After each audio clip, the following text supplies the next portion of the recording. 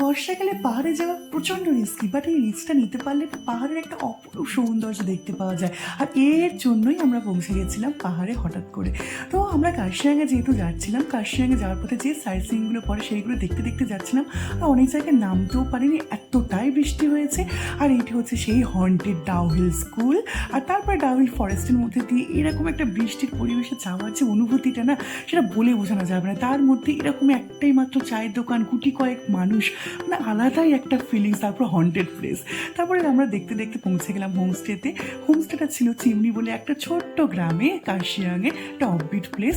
But জায়গাটা খুবই সুন্দর, শান্ত, নিরিবিলি। এটাই আমরা চুজ করেছিলাম, কারণ কালিম্পং সিকিমের রুটটা প্রচণ্ড বেশি ভয়ানক এই বর্ষাকালে। তিস্তার পাশ থেকে যেহেতু যেতে হয়, আমরা প্রচণ্ড বেশি ভিজে গেছিলাম, টপ টু বটম পুরো একদম কাক ভেজা। তা আমরা ফ্রেশ হয়ে নিয়ে লাঞ্চে বসলাম। লাঞ্চের অনেক কিছু সার্ভ করেছিল। তো দেখা হচ্ছে নতুন আরেকটা ব্লগে।